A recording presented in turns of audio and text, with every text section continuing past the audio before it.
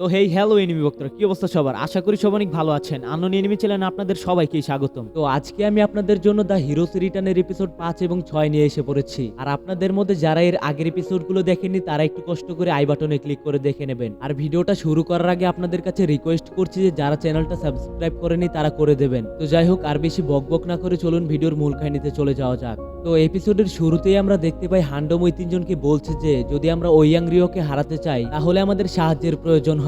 আর এটা বলেই সে সবাইকে একটা বি সিটির এ র্যাঙ্ক হিরোর সাথে পরিচয় করায়, যার নাম ছিল শিয়াওয়ে, কিন্তু আমি তাকে শি বলে ডাকবো। যাই হোক, হান্ডম আরো বলে যে এই লড়াইয়ের মধ্যে আমাদের মাসাল অ্যালায়েন্স গ্রুপও সাহায্য করবে। তো আপনাদের বলে রাখছি যে এই মাসাল অ্যালায়েন্স গ্রুপটা হচ্ছে গিয়ে কিছু বডি বিল্ডারদের একটা টিম। তো হান্ডম এখন বলে যে আমাদের বাজারের সিরামের একটা স্যাম্পল লাগবে, যেটা দিয়ে আমরা অ্যাসোসিয়েশনের হায়ার মেম্বার ওয়াং রিওকে অ্যারেস্ট করতে পারবো। তো হান্ডম এখানে যে সিরামটার কথা বললো সেটা হচ্ছে ওই সিরামটাই, যেটাকে আমরা আগের এপিসোডে একজনের শরীরে প্রবেশ করতে দেখেছিলাম। তো এদিকে হান্ডম বলছিল যে যদি আমরা ফেল হয়ে যাই আর ওই সিরামটা মার্কেটে ছড়িয়ে পড়ে তাহলে এর পরিণতি অনেক খারাপ হতে চলেছে। এখন সি বলে আমার তো ওই তিনজনের মধ্যে একজনকেও কাজের মনে হচ্ছে না। তখন জিরো বলে যে বাইটটা কোথাকার। সি তখন রেগে ওর মুখের সামনে এসে বলে কি বাট্টু কাকে বললে তুমি? জিরো বলে যে রিপ্লাই করেছে তাকেই। তখন আবার ইয়ান একটু শো দেখাতে জিরোর সামনে এসে বলে আরে ভাই বাদ দাও, ও তো একটা বাচ্চাই তাই না? তখনই ওই মেয়েটা তার পাছার মধ্যে একটা লাথি মেরে তাকে সাইডে পাঠিয়ে দেয়। আর অনেক খেপে গিয়ে হান্ডমকে বলে যে সত্যি তুমি কি ওদের ভরসায় রয়েছো? হান্ডম রিপ্লাই দেয় যে মিস্টার লিং যে এমন ফালতু টাইপের দেখতে মনে হতে পারে, কিন্তু আসলে তো হচ্ছে উনি এস সিটির মধ্যে এমন একজন যে কিনা ওয়াং রিওর ডিফেন্সকে ভাঙতে পারবে। সি বলে আচ্ছা ওনার ব্যাপারটা মানলাম, কিন্তু এই চার চোখের কি হবে? তো ভাই চশমা পরা লোকেদের যে শুধু আমরা বাংলাদেশের মানুষের এই চার চোখ বলি এমনটা কিন্তু নয়, কারণ চশমা পরা লোকেদের মনে হয় পুরো পৃথিবীতেই মজা করে চার চোখ বলা হয়। যাই হোক, এখনো চার চোখকে বাড়ি ফিরে যেতে বলে, কিন্তু ইয়ান বলে কখনোই না, কারণ ওয়াং রিও আমার ইনফরমেশন বিক্রি করেছে, তাই আমি ওকে কোনো মতেই যেতে দেব না। এখন হান্ডম ওদের মাঝখানে এসে বলে অনেক হয়েছে, এখন বন্ধ করো। ওদিকে শিশান জেনেটি কোম্পানির প্যারাডাইস আইল্যান্ডের হেডকোয়ার্টার অলরেডি ধ্বংস করে দিয়েছে। এখন যদি আমরা এই ঝগড়ার কারণে ফেল হয়ে যাই তাহলে ওর এত পরিশ্রমের কি হবে? এখন জানছেন বলে যেমনটা আমি ভেবেছিলাম ও ঠিক তেমনই একটা লোক যে কিনা তার খারাপ ভাগ্য দিয়ে মিশন কমপ্লিট করে। তো এখন সে ইয়ানকে বলে আমার জন্য আবার কোনো সমস্যা হয়ে দাঁড়িয়েও না, কিন্তু ইয়ান বলে আমি তোমাকে দেখিয়ে দেবো যে আমি কি করতে পারি। তো এরপর ওরা সবাই তাদের মিশনের জন্য রেডি হয়ে যায়। আর পরের সিনে দেখা যায় ওরা সবাই ওয়াং রিওর উপর নজর রাখছে। আর এদিকে জিরোর পেছনে আপনারা যাদেরকে দেখছেন এরাই হলো সেই মাসাল অ্যালায়েন্স, এবং এরা আমাদের জিরোকে বিরক্ত করছিল ওর বডিতে টাচ করে করে, আর বলছিল ওরে বাবা রে কি শক্ত বডি রে। জিরো তখন অনেক খেপে গিয়ে বলে এই শালারা আমার থেকে দূরে সর। তো এসব দেখে হান্ডম তখন তাদেরকে চুপ হয়ে যেতে বলে। আর এদিকে তখন একটা হেলিকপ্টার আসে। ওয়াং রিও বলে তুমি একদম ঠিক টাইম মতো এসেছো মিস্টার গান। তো এদিকেও বলে যাওয়ার সময় হয়ে গেছে, তাই মাসাল অ্যালায়েন্স অ্যাটাক। তো সেটা দেখে হান্ডম বলে গোবর পোড়াগুলো আমি তো কোনো সিগন্যালই দেইনি এখনো। আর তখনই তার পাশে থেকে জানচেন ও চিৎকার দিয়ে অ্যাটাক করতে চলে যায়। সেই কারণে হান্ডম এখন অনেক বেশি খেপে গিয়ে বলে তোমরা কি আমার অর্ডার গুলো ফলো করতে পারো না? তো ভাই বেচারি হান্ডম চেয়েছিল লিডার হতে, কিন্তু আফসোসের বিষয় ওকে কেউ পাত্তাই দিল না। যাই হোক, এদিকে শি আর ইয়ানো চলে যায় লড়াইয়ের জন্য। অন্যদিকে ওয়াং রিও তাদেরকে দেখে নিজের চেলাপেলাদের পাঠিয়ে দেয় তাদের মারার জন্য। তাই এখন মাসাল অ্যালায়েন্স আর ওই চেলাপেলাদের মধ্যে লড়াই শুরু হয়ে যায়। আর সে সুযোগে মিস্টার গান নামের ওই লোকটা পালিয়ে যেতে লাগে, কিন্তু শি তখন ওই হেলিকপ্টারের ওপর থেকে অ্যাটাক করে দেয়। আর তখনই ওয়াং রিও চিৎকার দিয়ে বলে হান্টার, যেটা শোনা মাত্র ওই একটা লোক শিয়ের ওপর গুলি চালিয়ে দেয়। এদিকে হান্ডম বলে ও তাহলে তুমি হান্টারকেও নিজের পক্ষে নিয়ে নিয়েছো?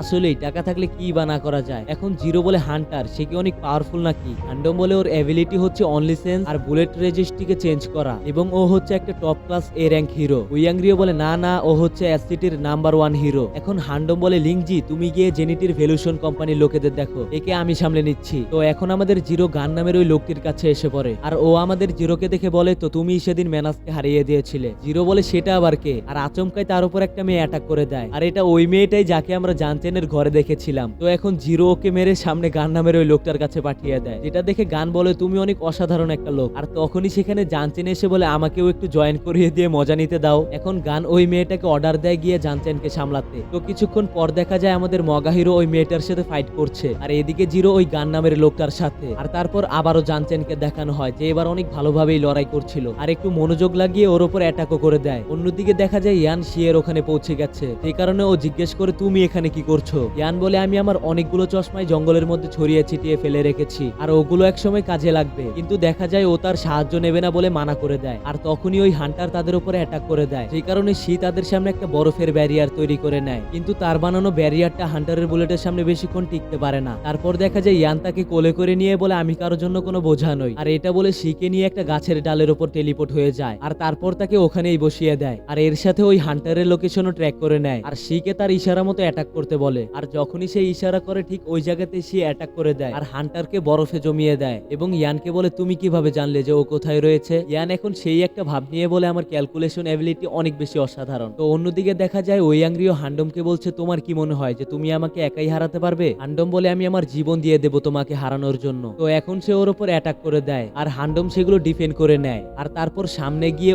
ওয়াংরিওর উপর অ্যাটাক করে দেয় কিন্তু তার সেগুলোতে কিছুই হয় না আর বলে শুধু এতটুকুই, এই অ্যাটাকে তো আমার আর্মারে পর্যন্ত দাগ করবে না। এটা শুনে হান্ডম তার উপর আবারও অ্যাটাক করতে ছুটে যায় কিন্তু সে তখন ওর পেটে কষিয়ে একটা পাঞ্চ মারে আর তারপর একটা কোনি মেরে ওকে মাটিতে ফেলে দেয়। অন্যদিকে ওই হান্টার সেই বরফ থেকে বের হয়ে তাদের পেছনে এসে ইয়ানকে বলে যে এটাও কি তোমার ক্যালকুলেশনেরই অংশ ছিল? আর এটা বলেই ও শিকে একটা ফোর্স ফিল্ডে বন্দি করে দেয় আর নিচে গিয়ে ইয়ানকে মারতে শুরু করে। তখন শি ওর কাছে জিজ্ঞেস করে যে তোমার কাছে ফোর্স ফিল্ড কিভাবে আসলো? এটা তো শুধু ইন্টারন্যাশনাল গভর্নমেন্টেরা ব্যবহার করে বড় ক্রিমিনালদের ধরার জন্য। হান্টার বলে এটা হচ্ছে ওয়াংরিওর পক্ষ থেকে আমার জন্য একটা উপহার আর এটা আমাদের কর্পোরেশন মডিফাই করেছে আর আমি যেই ভার্সনটা তোমার উপর ব্যবহার করেছি সেটা শুধু হিরোদের টর্চার করার জন্য। তো এখন এদিকে দেখা যায় জানচেনের উপরও সেই মেয়েটা ভারী হয়ে গেছিল আর তারপর ওর উপর অ্যাটাক করে দিয়েছিল। অন্যদিকে আমাদের জিরো এখন অব্দি ওই লোকটার সাথে ফাইট করছিল আর এর সাথে 5 নাম্বার এপিসোডটা এখানেই শেষ হয়ে যায়। তো আপনাদের চিন্তার কোনো কারণ নেই, এপিসোড 6ও এখন চালু করে দিচ্ছি। তো এপিসোড 6 এর শুরুতেই আমরা দেখতে পাই ওয়াংরিও হান্ডমের চুল ধরে রয়েছে। তখন হান্ডম তার উপর অ্যাটাক করে কিন্তু উল্টো ওয়াংরিওই তার উপর অ্যাটাক করে দেয়। অন্যদিকে ইয়ানকেও সেই হান্টার মারছিল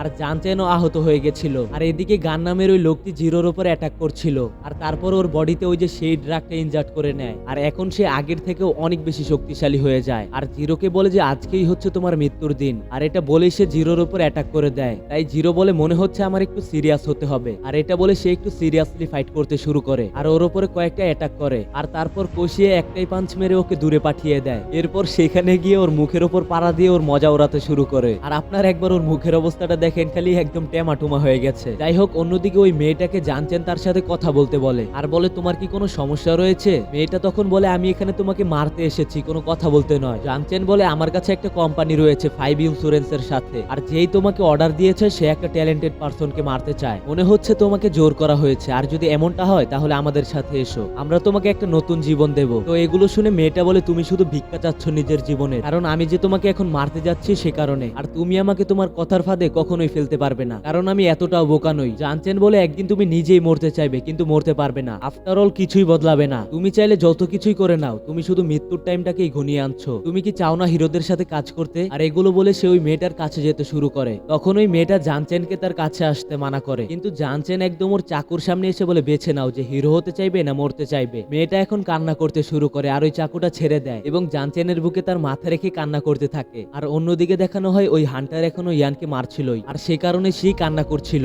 তখন ওই হান্টার বলে চিন্তা করো না, খুব শীঘ্রই ওর জায়গাতে তুমিও থাকবে। তখন ইয়ান একটা ওয়েপেন বের করে বলে ওকে ক্ষতি করার কথা ভুলেও চিন্তা করো না, আর এটা বলেই সেই ওয়েপেনটা হান্টারের দিকে ছুঁড়ে মারে, কিন্তু হান্টার সেটাকে তার হাত দিয়ে অন্যদিকে ছুঁড়ে মারে এবং আবারও জানচেনকে গিয়ে লাথি মারে। তখন সেই হান্টারকে বলে যতটা তোমায় ওয়াংরিও দিয়েছে আমি তার থেকে ডাবল দেবো তোমায়, কিন্তু হান্টার তার অফারটা রিজেক্ট করে দেয় আর তার উপর অ্যাটাক করতে ধরে, কিন্তু ইয়ান তখন টেলিপোর্ট হয়ে এসে ওকে একটা পাঞ্চ মারে যেটা খেয়ে হান্টারের কিছুই হয় না এবং ইয়ানকে আবারও মারতে শুরু করে আর তারপর একটা অনেক জোরদার পাঞ্চ মারে যেটা খাওয়ার পর ইয়ান নিচে পড়ে যায়। আর এটা দেখে সে এখন আরো বেশি কান্না করতে শুরু করে। তখন হান্টার বলে কান্না করো না, এখন তোমার পালা এসে পড়েছে। তো এটা শুনে ইয়ান ওর উপর আবারও একটা অ্যাটাক করার চেষ্টা করে, কিন্তু তার আগেই হান্টার ওর উপর অনেক পাওয়ারফুল একটা পাঞ্চ মারে যার ফলে সে ওখানেই বেহুশ হয়ে যায়। এরপর হান্টার যায় শিয়ের উপর অ্যাটাক করতে, কিন্তু এসব দেখার কারণে সে এত বেশি রেগে গেছিল যে একটা অ্যাটাকেই সে ওই হান্টারকে বরফে জমিয়ে দেয় আর তারপর সেই বরফটা দু টুকরো করে ওকে মেরে দেয়। আর ইয়ানের কাছে এসে কান্না করতে করতে বলে চার চোখ তুমি কি ঠিক আছো? তো এদিকে ওয়াংরিও জানতে পেরে যায় যে তার একটা সাথী মারা পড়েছে,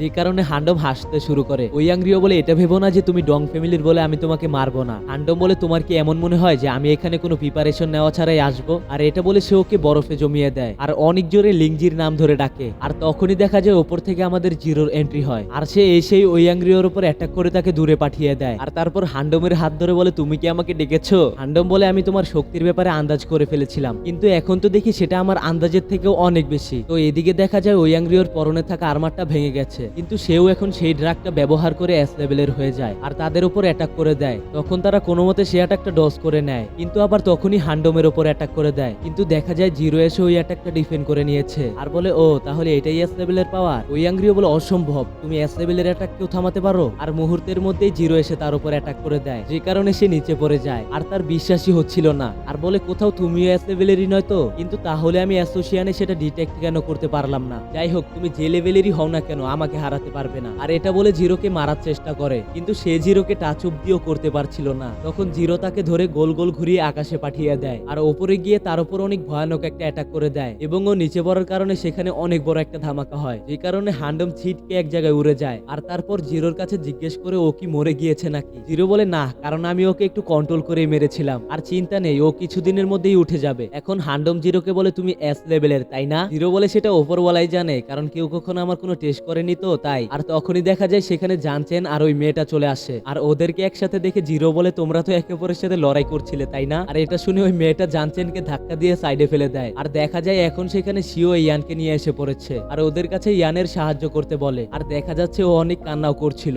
আর এর সাথে 6 নাম্বার এপিসোডটা এখানেই শেষ হয়ে যায়। আর আপনাদেরকে একটা সুসংবাদ দিচ্ছি যে কাল বা পরশুর মধ্যে আমি আপনাদের জন্য ম্যাশনে ম্যাজিক এন্ড মাসালের 6 নাম্বার এপিসোডটা নিয়ে আসবো। তো যাই হোক, ভিডিওটা কেমন লাগলো সেটা কমেন্টে জানাবেন, আর ভিডিওতে একটা লাইক করে দিয়ে চ্যানেলটা সাবস্ক্রাইব না করে থাকলে করে দেবেন। তো যাই হোক, আজকের জন্য এতটুকুই। দেখা হচ্ছে আবার সামনের ভিডিওতে।